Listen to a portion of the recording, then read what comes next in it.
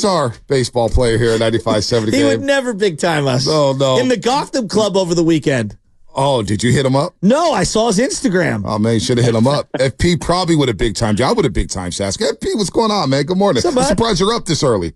Yeah, I get overwhelmed at the ballpark sometimes. So yeah, yeah. And this is weird. Like when I do the show, you guys are getting toward the finish line, and I just got up, so it's just totally different. You guys have been there since like 5:30, and I'm just rolling out of bed, drinking a cup of coffee. Don't rub it in, okay? It's not always easy getting up at 4:30, or you hear the alarm clock. Like you go to bed at 8:30, right? And then all of a sudden you wake up 4 hours later, it's 4:15. It's like, wait, did I get 8 hours or did I get 4 hours? Thank you, FP. I know you're somewhere out, maybe the water bar, the bus stop, or having some fun yesterday if the Giants won a series for the first time this season. But let me ask you, let's get serious here. First 10 games, how'd you assess the situation with the San Francisco Giants? I like what I'm seeing. It feels, I mean, I've been hearing this around the ballpark a lot, that it feels normal. And I don't know what that means. I really don't. I mean, but it does, right? I guess I do know what it means. It just feels normal. The brand of baseball they're playing, the clutch hits.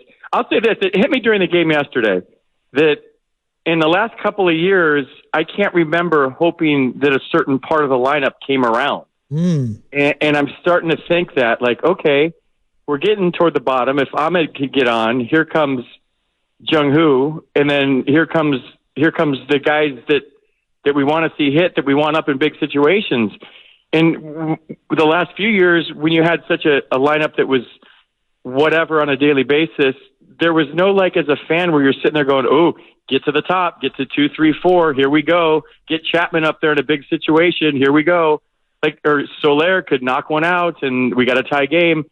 We never had that continuity in the lineup because we never knew who 2, 3, and 4 were going to be, based on, you know, the roster construction or the philosophy of the manager. Not that it was bad and this is good, but this just feels normal again. So I found myself this weekend going, yeah, turn the lineup over, get back to the top. And it made me feel like those days when, I don't know, there was Jeff Kent and Barry Bonds, and you couldn't wait to get down into Buster Posey or whomever. And that's why I feel it feels normal again. So you're rooting for that part of the lineup to get up in big situations. And I don't know that I felt that the last couple of years because there wasn't that part of the lineup consistently. All right, let's start at the top of the lineup. You know center field better than anyone, and maybe I'm too high on Jung Hoo Lee, but it felt like they were pitching him inside the first couple series of the year, and now teams have made an adjustment. They're going a little more away. He's rolling over some ground balls. I thought he adjusted in the first at-bat, going back up the middle on an outside pitch. He's made a few gaffes out in center field because of the wall and not seeing the ball, but he's scoring from first base, you know, on a gapper, and you see the speed, you see some of the skill sets. What's your feel on Jung Hoo Lee through the first couple of weeks? Well, I think we have to remember he's 25 and he's a rookie. Like, no matter how you want to put it or what they signed him for, he's a rookie. Like, he's playing in the big leagues for the first time. So we saw a lot of mistakes from a lot of rookies last year, and I think there's a learning curve to playing in that ballpark on the corner of 3rd and King, whether it's a night game, whether it's a day game, whether it's a 6 o'clock start and the hitter's in the shadows and you're in the sun. I always thought that if the hitters, you know, say the sun's in my eyes in center field, but there's shade in the hitter, I couldn't wear sunglasses because I couldn't see the ball in the strike zone. So it was just making the hitter even darker if I wore glasses, but I needed glasses because the sun was in my eyes. So it's all tricky, and the wind and the currents of the wind on given nights. I mean, he is grandson of the wind, so I feel like he'll pick that up a little bit sooner than most people. But, like, yeah, he got too close to the wall yesterday. And as an outfielder, when you get too close to the wall, you can reach up and pin yourself up against the wall, and then, you know, take extension with your glove. And it's just a matter of taking your bare hand and your throwing arm and extending it like a Heisman kind of pose where you're finding the wall and it gives you space to jump up and catch the ball. But all these things in a new ballpark, and I'll say this, like, every park he's going to play in this year is going to be a new ballpark. So there's going to be a learning curve, right? He's never played in Tampa. He's never played in Marlins Park in Miami.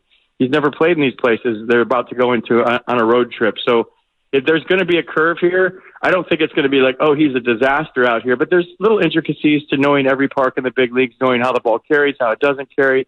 In Tampa with the girders up there and the walkways, the catwalks. Yeah. I mean, good luck with that. And so, what about his at-bats? His at bats. I mean, he's going to see a lot of pitches, and that's kind of what he does. So he's going to go up there and take a fastball down the middle. And I'd like to see him get the ball in the air a little bit more, but he's figuring out them. They're figuring out him. Any rookie that comes in the big leagues, especially one with a big name like him, there's going to be an adjustment period. And how rookies adjust to how the league adjusts to you is crucial. Like, you got to do it quick, because there's old guys sitting in the stands with gray hair that are watching every game for 2 series ahead. Like, there was probably scouts from Miami in the stands. There's probably scouts from Tampa in the stands, and they're trying to figure out how to get him out. And once they find that hole, you have to adjust to that. And you have to know, well, I hit that pitch last series. They're not going to give you that pitch. They're going to try something else. And it's a constant cat and mouse game. And you have to have the wherewithal, number one, the intelligence and the ability to execute based on the league adjusting to you. So I think it'll be fine. I see this team taking a lot of strikes, man. When they don't hit, I wish there was a little more aggressive nature to the at-bat at certain times. Because sometimes that first pitch right down the middle is the best one you're going to get. And excuse me, I see these guys taking a lot of pitches, like fastballs right down the middle early in the count. And I'm just like, man, you got to hunt for that pitch. And like I've told you guys before, there's 2 strikes. There's 2 counts to hit it. 2 strikes and less than 2 strikes. That's it. There's only 2 counts to hit it in baseball. And with less than 2 strikes, you sit on your pitch in your zone. And when you get that pitch, you get off your A swing on your A pitch. And then when you get to 2 strikes, you fight, you battle, you scrap, you figure it out. But like, before 2 strikes, it doesn't matter if it's the first pitch of the at-bat or the 7th pitch of the at-bat or whatever it is. Before 2 strikes, you're just sitting on one pitch in one zone. FP Santangelo breaking it down there as well as he does there, former Expo Giant, Dodger Athletic. Of course, 95.7 The Game. He's our insider here on the Morning Roast, breaking down some Giants baseball. Blake Snell going up against the Nationals. When I think Nationals, I don't think Bryce Harper. I don't think Steven Strasburg. I think FP. So a little home at home here for FP Santangelo at the yard today. No, I know that was corny. I was bad. But Blake Snell, what should be the expectations? I know. I couldn't help myself. I appreciated it. It was a good attempt. Help myself. It was a good attempt. That was. I enjoyed it because I never played in any form. I get it. No, but hey, the one thing I think Blake Snell is going to be amped up, right, is his first start at the ballpark in his new uniform. And sometimes he's been to different teams before, right? He's Tampa, San Diego.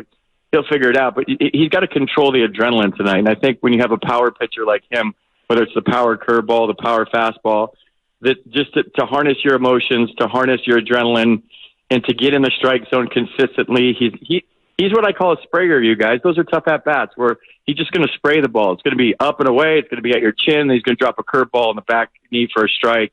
And then he's going to throw one in the dirt. And then he's going to do a backdoor curveball. So those are the guys that are toughest to hit off of, because whatever my game plan is on a given day, if I'm sitting on a pitch, I may never get that pitch. So I think effectively wild, when you face a guy like Blake Snell with plus stuff that's a sprayer, that you just don't know where it's going. And plus, he can't take the Nationals lightly. Like, that's not a good lineup over there. I've been checking it out. They're getting like 4 hits a game, 3 hits here. They're not scoring a lot of runs. But still, I think the big test for Blake tonight is going to be to harness the adrenaline, harness the emotions. I don't know what kind of crowd's going to be there on a Monday night against the Nationals, but it's still Blake Snell's opening day. It's his opening day with a new team. He's got the comfort of having his old manager there. Maybe with a new manager, you try to impress him a little bit more, but I think we'll see great things from Blake Snell tonight. Yeah, and no spring training really. So this is a big showcase for you. Look, you bring up the Nationals, and Strasburg comes to mind, and he's a guy. And I guess we'll ask about Strasburg in particular because he got paid a lot of money and is basically retiring. But he's another guy that's got arm injuries, and I look at across baseball what's going on. What's your feel on this? Because I see it from the Little League level where 12-year-olds are throwing all year long, throwing max effort. I'm like, I don't care if you throw it as hard as you can if you can't throw a strike. That's number one. And you shouldn't be throwing 3 times a week when Logan Webb doesn't even throw 3 times a week and then go play catcher, you know what I mean, in a 5-game tournament over the weekend. That you see all these guys at the big league level, 54 Tommy Johns already this year.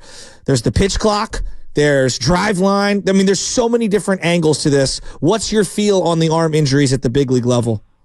Right, maybe these kids should just blow out at 12 and just call it like little Tommy John and get that surgery when they're that age. Just get it over with. Like, I'll tell you this, pitching has become an aerobic exercise, an aerobic art because of the pitch clock, where they're basically doing burpees out there. So, and back in the day when you were struggling to find the strike zone, you'd step off the mound, you'd put your glove under your arm, you'd rub up the baseball, you'd take a deep breath, maybe you tie your shoes just to slow the game down. And while I do like the pitch clock as far as, hey, 2.5 hours and we're out of there, and it's not like you have to sit through a 4-hour game anymore, and it's good for everyone that's ADD.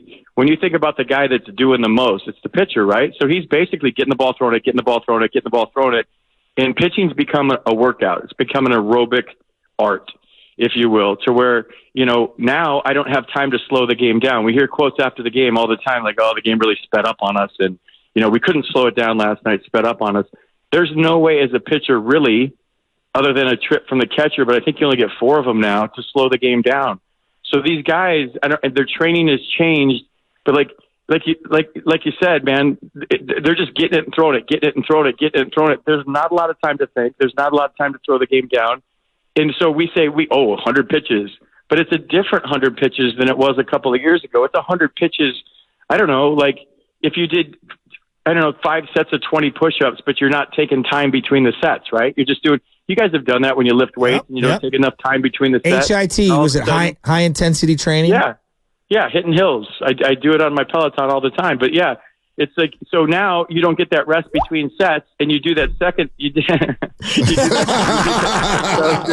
That was good. Yeah. Maybe whoever hit that should do some more Peloton. But FP, they need it, that's for sure. What about pitching to contact? Like Ted Lilly, and I'm just going back, Kenny Rod. Like there were so many guys. Like I'm thinking of lefties, but there even Greg Maddux, who I believe to be one of the greatest pitchers of all time. Like there was Logan Webb. There's a reason Logan Webb led all of baseball in innings. He's not a guy that I consider a max effort guy. Isn't that a part of this? I know spider tack and the grip. There's all these other angles. Like, isn't there something to the max effort throwing that you're seeing across the league? Like everyone's doing it.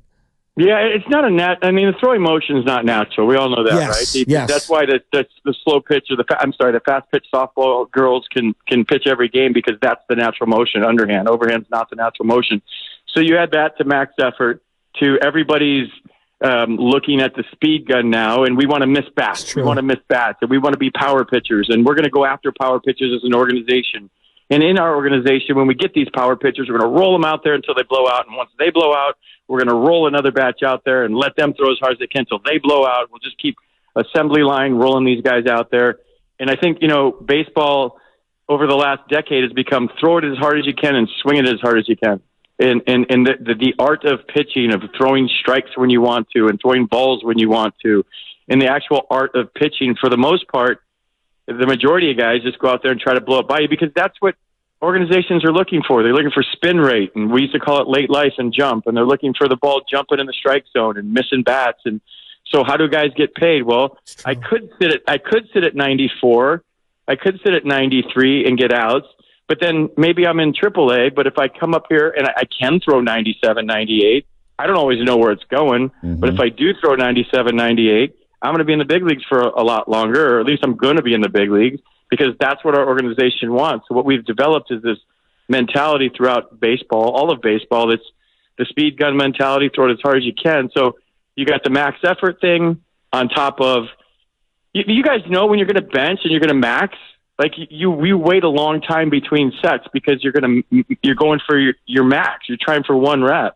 But if you just have like a plate on the end of the bar and you're doing 145 or whatever, you can rip off sets left and right. So to your point, like there's no rest, and they're throwing hard, which to me is conducive to an injury no matter what you're doing, whether you're running sprints, whether you're lifting weights, whether you're throwing a baseball. If you're doing things with no rest between sets and your max effort in something, your body's just going to say, "Uncle, I can't do this." Yeah, it sounds like me every single day. Uncle, your body can't get up. Uncle, your body needs a taco. Uncle, your body needs a slice of pizza. FP, real quick before we let you go, Padres. What do you think of the Padres through the first 10 games? They got a good lineup. I think their pitching will get better. Are they a factor out here in the National League? What's your take on the Padres through the first couple weeks of the season? I mean, there's something missing there. I don't know what it is, but then I kind of look at Manny Machado cruise up to the plate, and he just like, I don't know. He's never been like a guy that's going to spark you. Tremendous talent, can hit the ball a mile. can play third base as well as anybody, but there's just something kind of missing there. And then Tatis. I mean, there's tremendous talent, Cronenworth, and you go down the line with all these guys they have, but there's I don't know. It's only been a couple of games, but I feel like that's been the thing down there for a while. Whether who got along with who, right, and the manager and the GM and the players and the locker room. There's been all kinds of rumors about all that stuff in the past, but there's just something. There's something super San Diego about them. Like San Diego's chill and they're chill, and I don't know. There's a lot of talent there, and that team has potential to be really good. And they did last year, and they lost, I think, 11 or 12 one-run games last year, which was the difference in their season. But early on this year, they kind of look like the Padres. I mean, I don't know. They're a good team. I think the NL West is the best division in baseball. So we'll see how this whole thing plays out. Yeah, we'll see how Arizona's tough, man. Arizona's tough. Giants got to get rolling here. Try to get fat and happy against the Washington Nationals before hitting the road and going to Florida for 6 games against the Rays and the Marlins. FP, man, let's do it again soon, brother. Always good to catch up with you. Dude, that was a good tease about Clay. I'm going to turn you guys on. I want to hear like that? Clay's feelings are probably hurt. I guarantee you, he's not. I mean, he's pretty open. I can't imagine he's happy when Draymond gets ejected.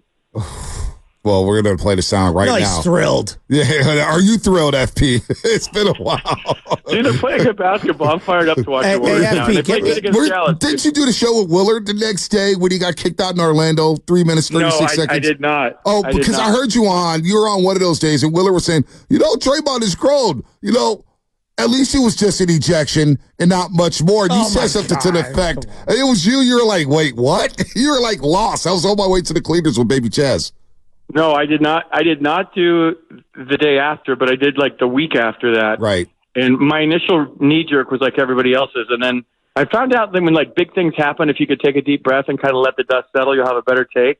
And then I watched him come out and play a lot more focused brand of basketball and finishing at the rim and trying to score. And he looked like he harnessed the Draymond effort that sometimes is out of control, whether it leads to a technical or an ejection. It looks like he's playing better basketball. I'm all for it. Yeah, he is playing better basketball. Warriors are playing better basketball. They've won 7 of 8, and let's see what happens tomorrow night in L.A. and see if they can get a higher seat in the play-in, or maybe they're just stuck at 10. FP, maybe we're going to Sacramento. Warriors and Kings, go to 1. Will you be hosting? Warriors, Kings, and A's in a 3-game series in Sacramento. I'm all for it. Oh, boy, Southern Health Park. I don't know if it's too soon. FP, get out of here, man. See you, Go back buddy. to sleep. See you guys.